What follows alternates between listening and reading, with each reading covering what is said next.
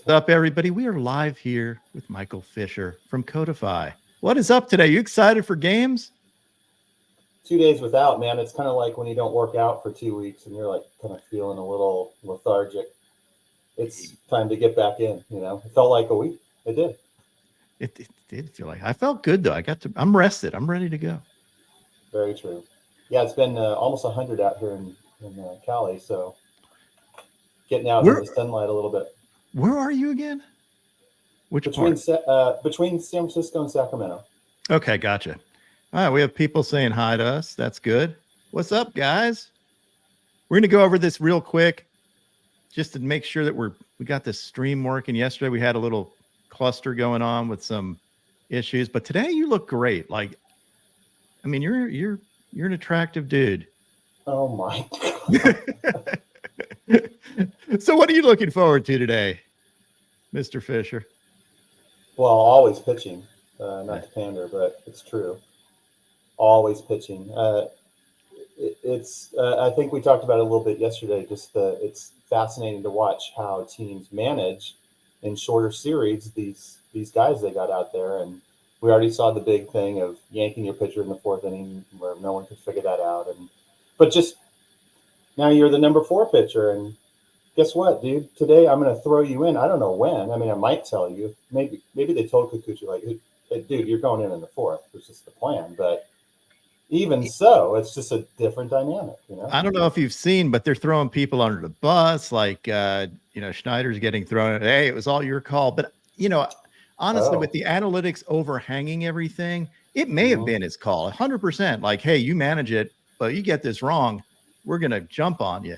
So there's always that, it's like anything else. When you're working for a boss, they're like, hey, it's your call, but you know what we talked about. There's got to be somewhere where the buck stops. And like we said yesterday, that is a really gutsy thing to do. That has to work. And a lot of people that don't know much about baseball, but just watching the playoffs are hearing this stuff and they're getting riled up about it, even though they don't really know what's going on. I'm seeing a comment now. It's like, why is there discussion about because it's something to discuss. There was no scoring. Like, you have to score runs to win the game, 100%.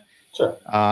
But then again, if Barrios got out of that situation, that was that was the turning point in the game. If he was allowed to get out of it, who knows? Maybe it would have been still going on today, for all we know.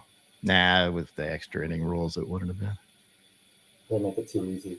Go Rangers! We got to go Rangers in the comments. What do you think about that game? Like, it's clearly a tough matchup. Bradish is a hell of a pitcher. His breaking stuff is ridiculous. Heaney can be good too, though. Like, he's sneaky good, and he's one of those guys I bet you have an interesting chart on because of his ability to locate high. Right, he's worked with us. And, okay, cool. Yeah, he's a sharp guy. He thinks a lot more. I haven't heard a lot of interviews with him, but in talking to him, like, he's really thinking about the uniqueness of his delivery. If you watch it, it's like where guys don't see this pitch come from over here very often.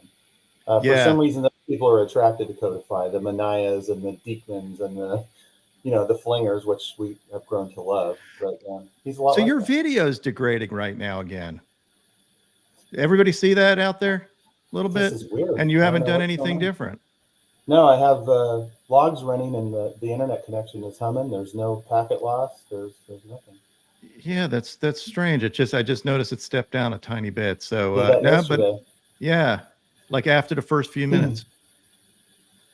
Want me to switch anything on my side or keep going? We were on 480 yesterday, which it should have just which didn't really work, and we changed the setup. That's interesting. Anyway. And these somebody in the comments, can you confirm that you're seeing a weird video, please? I don't see Leo RC. Can you tell us? Yeah, your mouth's definitely moving different from your words, is what I'm hearing. So this is one of the things we wanted to test out. I also have it recording locally for you, so we'll figure that out, and maybe this will fix, and it's a temporary blip, but should be interesting. So yeah, Heaney can locate up in the zone, right? Because he actually throws kind of almost uphill. Yeah, he's one of those people that the ball can't arrive seemingly almost higher than when it left. It doesn't quite, but it seems that way. And that you know that approach angle of the pitch certainly matters. And sometimes you just hear a number. Hey, his vertical approach angle is this degrees, and it's kind of so a lot of people get lost in that. But just think about you're up there with a stick trying to hit a ball, and how much different it is whether it's some Kershaw curveball that's coming from the heavens straight down, or this thing that's kind of coming from first base and doesn't seem like it's dropping because it has dropped, but he releases it and almost throws it up. So it makes a huge difference because how do you swing? You can't swing at those two pitches the same way and expect to have the same results. So. Yeah, I'm trying to play with your little settings here Hey, to see if anything works. That didn't sound so good. it was worse yesterday. Yeah, exactly. And what do you have on Bradish? Like I mean, again, I love his breaking stuff. I think when he's on, that is, I mean, obviously both his slider and curveball are virtually unhittable. He's one of the low key best pitchers in the postseason that's left, and I don't think he gets enough attention for it. Yeah, as you know, the maps show the path to success for pitchers, and they have to hit their spots and all that stuff. But it shows pretty clearly, and maybe someday we can show it on some. I probably wouldn't want to throw it out there right before a game, but it shows very clearly. Like if you looked at his maps and other guys' maps, and I told you this is a guy with reasonable control, which you have reasonable control. You can see in the maps that this guy has what he needs to succeed. Yeah. Okay. Jacob said it's kind of lagging a little bit for you too. So that's one of those things we're talking to try to get this thing figured out, but it's one of the things we wanted to test. It's actually good that Fisher lags and is a little blurry because he's not nearly as attractive. Dude, no, blur is always good with this. Yeah, without I might actually put some blur on mine just on purpose. Yeah, I mean it's a win-win. Yeah, thanks. What do you got on Ober? Because on paper that looks like a mismatch. Although I happen to like Ober's stuff, I think his changeup's really good. Big tall dude. Another on my he think he made my underrated list at one point during the year because he had some he doesn't get talked about that much, but he's a solid pitcher. Right. It's always interesting. He's an example. If you go look at when these guys are clicking, we talked about Brios got pulled out, just the whole thing of here comes a pitcher and what's he dealing with today. And I know those guys I work with here at Codify that they go warm up before a game and they're like, yeah, I throw 5 pitches and my fifth one it's not happening and I'm just going to leave it in the bag. The whole dynamic, even if guys have 2 pitches, it's not always there every day. You can't always command every pitch the same way every day. So it's interesting to watch a guy like Ober and just look at when he's been on, when we've seen him, when he's been on your page 4 times in one day or whatever, where he's clicking. You can see at the top of his game where it's clicking, he's really something. So he has what he needs to. It's just a matter of where he shows up. This is so weird. Yeah, I see somebody saying it sounds like there's an echo. Leo said there seems like there's an echo. I wonder if there's something that is, I don't know. We're gonna figure this out because this shouldn't be that hard. We never see anything on Zoom. Yeah, exactly. We just like these comments, right? Yeah, well, it's good. I'm glad people are commenting. We'll keep going, but we're gonna figure this out, or you can figure it out on the fly if you want. If you see any setting that looks like it would be helpful. Echo cancellation is turned on. Reduce mic background noise. I'm going to turn that on. Okay, that helped a lot, actually. That helped the background noise, but it didn't sync you up better. No, I'm not the background noise. I mean other things. Your background noise to me, man. Wah, wah, wah, wah. Yeah, exactly. Stereo audio. Echo cancellation must be off to use stereo audio. Yeah, you're still like like a ventriloquist now. Like your lips are moving, but your audio is lagging. It's good. Like we're recreating the issue we had yesterday, so I'm fine with that. It's crystal clear here, and all the logs indicate it's going out somewhere. So something's happening out there somewhere. Yeah, exactly. We'll figure it out. We got this. We have some of our best guys on it. We'll figure it out. Verlander, what have you seen? Other than he kind of looks the same, like his velo's down a tiny bit, but slider's been good. I mean, you look at how he did all year. It's just like, this is Verlander. He's got he had a 120 something ERA plus, and guys would kill for that. And it's just funny. You watch, just deal with the devil, man. What is he, 40 now? Yeah. I mean, come on. Yeah, exactly. But there's a guy not to worry about. I don't need a new microphone, Leo. All right, you're seeing the comments too. Good. Yeah. Are you on YouTube or you're just on StreamYard? This is a good microphone and it works all the time. Maybe you need a new voice. Maybe you just have to stop being like a ventriloquist. It's too late, man. Yeah. We're stuck with Fisher the way he is. Yeah, that's true. Suarez versus Strider. I noticed Wright wasn't on this series list, so he's out. That. Yeah, that's a bummer. I thought he would be. Like, I thought his knuckle curve looked really good. Looked like it normally looks.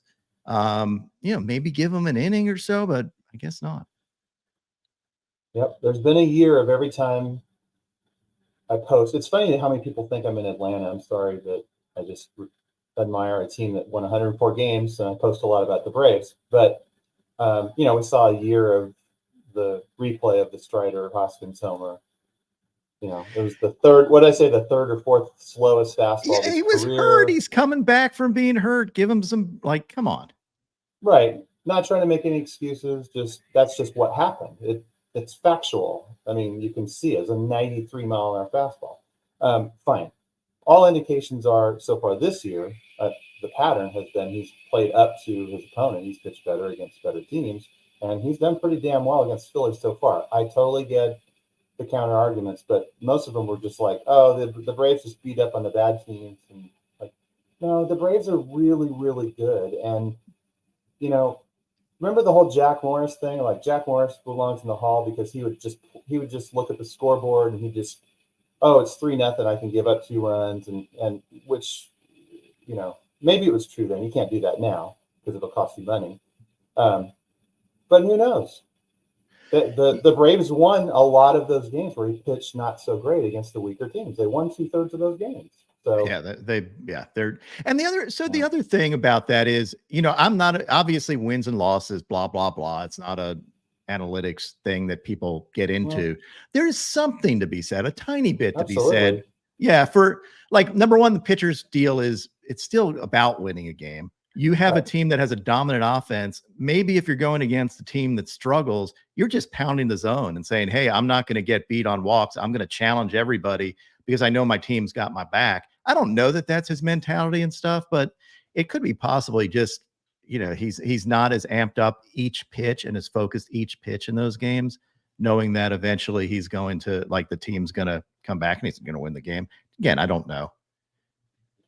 Right. I mean, I do like looking at the team's record when a guy starts. I think that's it's very relevant. And they were 26-6 when he started. Right. 26-6. I mean, okay. I mean, I get that it's a playoff game. I get he gave up a homer last year when he was hurt. I'm kind of throwing all that out. It's just like, come on, you can't say that you expect him to get bombed. He might, but you can't say you expect it. Well, yeah. I mean, we're getting asked why can't the Phillies hit him? But pretty much nobody can. The Phillies do have a lot of swing and miss in their lineup. Go big or go home a little bit. And he's one of those guys that if you're that dude, you're going to occasionally go yard against him, but he's also going to get a ton of strikeouts. And actually my parlay today, I guess MLB asked me to pick for them, which is awesome. They like sports betting, which I never thought would happen. But anyway, I have Strider 8 Ks or more, Suarez 3 Ks or more, and then the Braves on the over, because I don't think you can 4.5 runs. That seems eminently doable for the Braves. All right. Against DH, I don't need to upgrade anything. So it's everything's fine all the way out the side of my house, and then something's happening in between. Yeah, exactly. We've done this on Zoom before, and it's been fine. So there's something I think on the StreamYard thing that it's probably me messing it up. Maybe I'm going to blame them. Screw it. It's all their fault. But we're going to get to the root. This is one reason why we're doing this today. Also, is to just to test it out. So be patient and consider it a feature again that Codify's pictures messed up a tiny bit. Yeah, I'm going to keep picking on you till we get it right.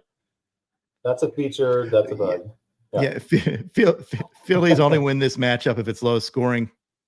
Yeah, probably that's probably true. And like, don't sleep on Ranger. Like, I mean, he can keep people off balance. His changeup's kind of filthy. He's got that slow curveball. He's not going to overwhelm you with stuff, and he's not one of those guys that I always look forward to featuring because he's hard to feature.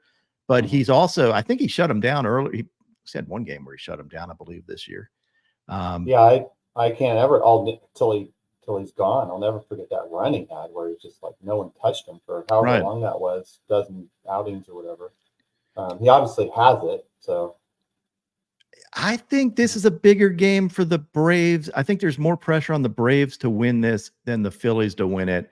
Because the Phillies, then this was my thought process going into it. I don't see them, if they fall behind, expanding their bullpen pieces, maybe saving something, because the rest, Strider versus Suarez is going to be a Braves. It's in favor of the Braves, regardless of how Ranger pitches. The rest of the matchups don't look as favorable for the Braves as far as pitching.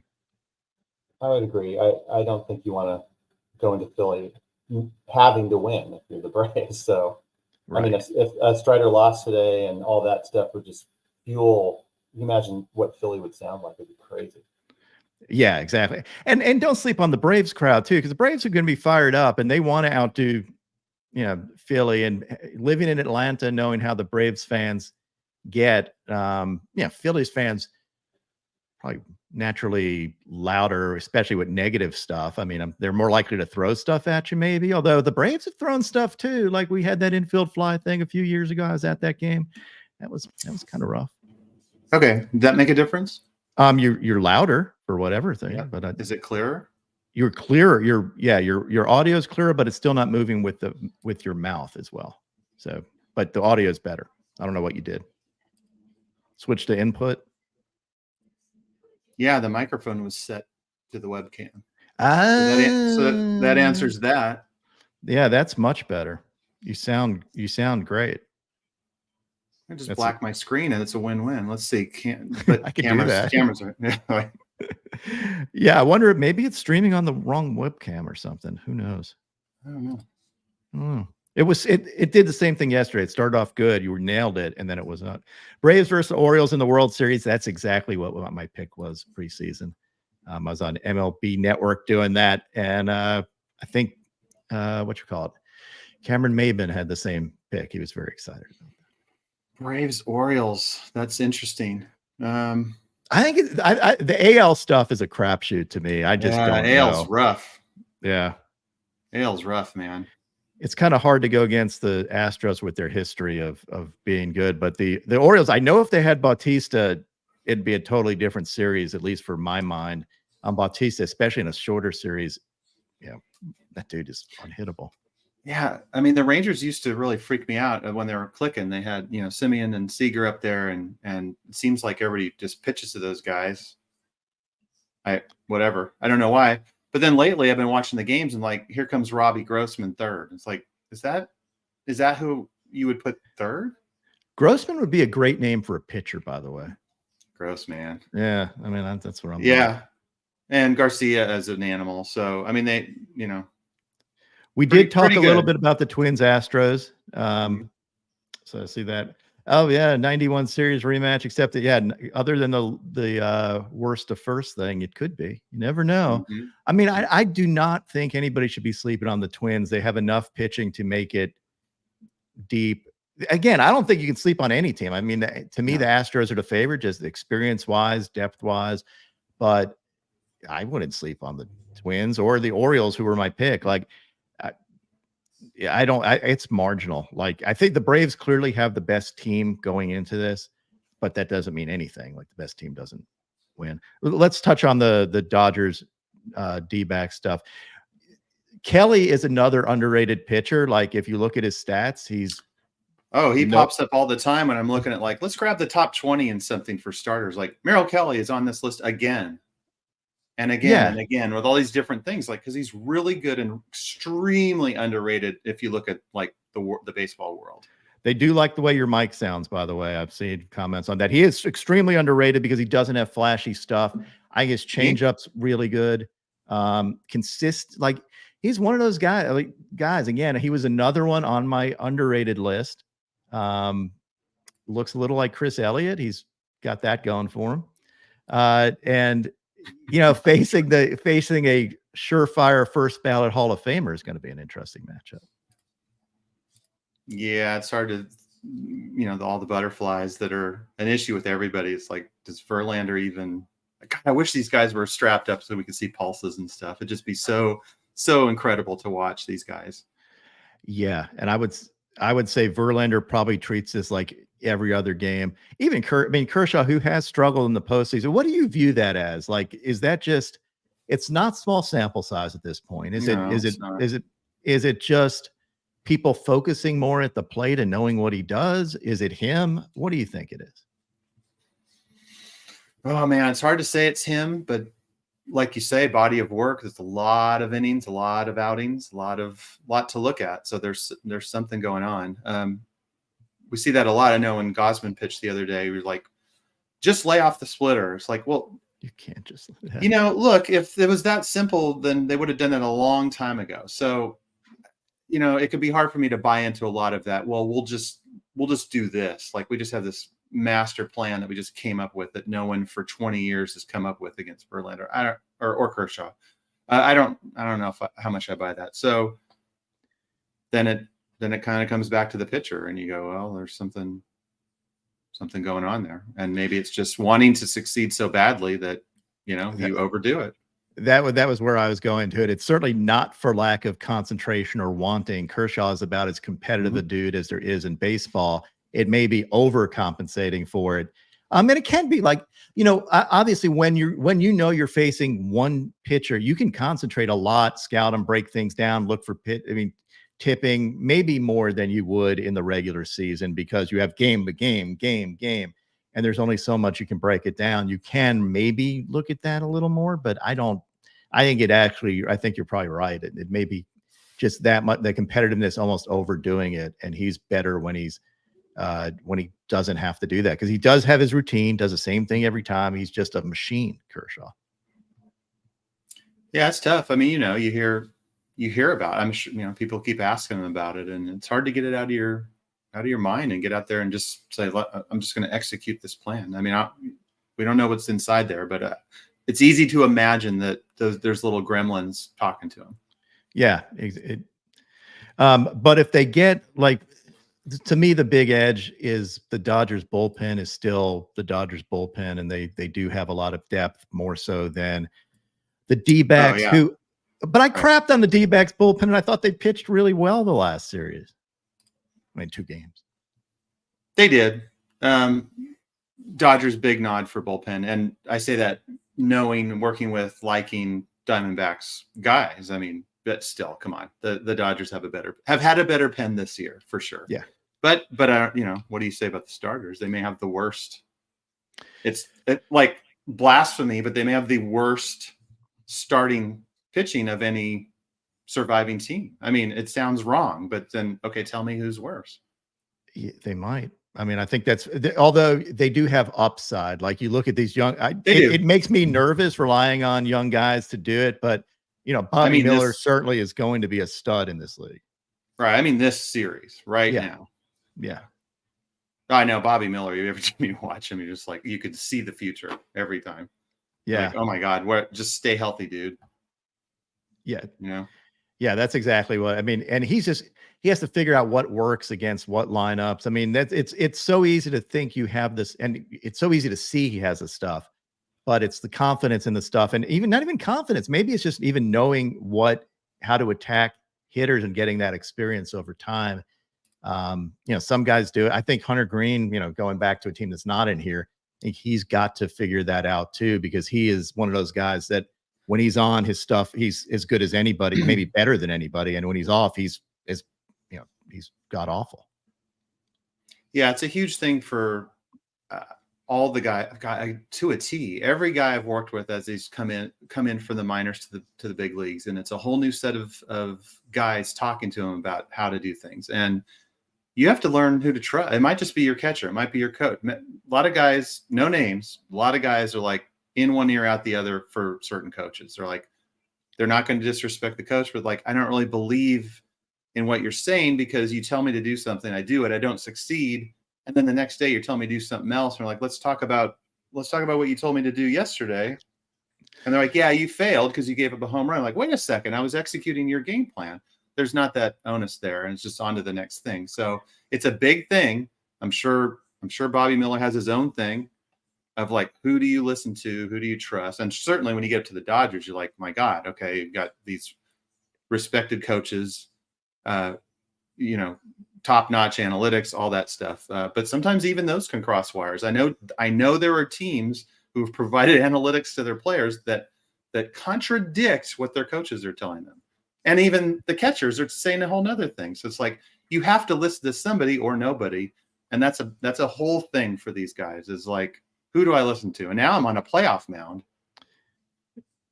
I have to throw a pitch. And I can do this. I'm allowed to do this. I have, a few seconds left.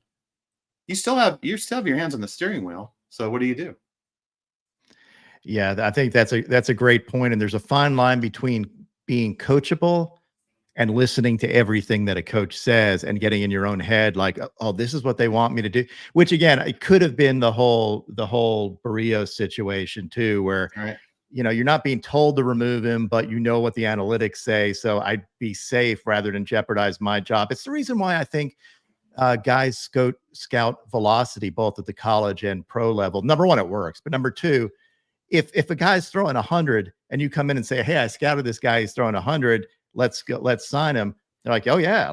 But if you say he's really good, he's got a lot of pitchability. Pitchability is a subjective thing. While you may be right, if you're wrong, you just wasted a team's money and now it's your reputation on the line. I do think some of that comes into play. Oh, I would agree. Who are we even seeing? We're not, even in today's world, we're not seeing as many guys as we should that throw 93 and can command it. Right. I mean, if it's elite, then they show up because they just have better results. But for the guys that could be better with a couple of extra steps, like, dude, you're throwing 93. We're not, we're just not that into you. It's crazy. Yeah. It's crazy. You get way less chances too. Like you're going to have, again, Bobby Miller is going to get a ton more chances than somebody like Merrill Kelly, for example. He was in the KBO for a little bit. He was actually saying the KBO experience might help him in this game because it was loud. They went in the playoffs and he, is familiar with that. But I think that's one reason why he doesn't get as much attention too. He doesn't throw ridiculous flames. He's just a good pitcher, and it's just hard. Zach Gallen probably gets less attention than he should. Absolutely. Top 5 guy, period. Yeah, exactly. Right. Exactly. And I don't think most people understand that because he's got those glasses and he doesn't throw ridiculous gas. He throws good. I mean, and he's spectacular when you watch how he scouts hitters. I love when he whips out that little card going, okay, this is what I got in this situation. He's got maybe one of the best pitching coaches of all time. No, I can say that. He is one of the best pitching coaches of all time. Brent Strom is brilliant and really a leader in all the stuff that we do. He started all this, both the analytics, a lot of the mechanics stuff. He's brought a lot of outside stuff into the league, and I'm a big Strom fan. Back to Gallen. What you do. I won't speak for him. I shouldn't. But I would agree with you if I were to speak for him. Gallen is a guy like he has an outing and it's done, and like these guys at a bar or something like, hey, that guy's that was really good. That guy really pitched great. Like that's you just watched an average Zach Gallen game. That's just he is really good. Right. And it's just like you said, you watch him, you're like, who is this guy? He's not snorting and spitting and throwing 100 and, dominate. But when you look at the dust settles, you're like, damn, the guy gave up 2 runs again. Yeah, exactly. It's crazy. Yeah, he's one of my favorite guys to watch. Absolutely. Okay. Well, I think we've gone over these games. Hopefully everybody liked this, and we'll try to do it more. And we're going to figure this out. This is one reason why I wanted to practice this today, is I want to figure out how to make Fisher's life better on the stream. Is the video still choppy? It's not like, I mean, it's blurrier than mine, at least what I'm seeing. And I think everybody else is seeing that too. I'm gonna go. Your sound, your mic is good. How about now? What'd the video do? It didn't change. Did you change something? I just went to 480 again, which, I mean, again, saw that one. There's 720 again. Yeah, I don't know. I'm trying to see if there's anything here that I can change. I'm looking over here. No, there's no hiccups on the modem log. No packet loss. You know what? All right. Well, we'll handle this offline, but it may be good if you maybe you can also just ping the StreamYard guys and say, "Hey, what's up?" But they're looking into it. We should fix it. I do like the platform generally. I like being able to see the comments and everything. So absolutely. This, but we'll figure this out. Anyway, everybody, thanks for joining, and we will do this again. And Fisher will be much sharper next time. Oh, I hope so. Have a good day, everybody. See y'all.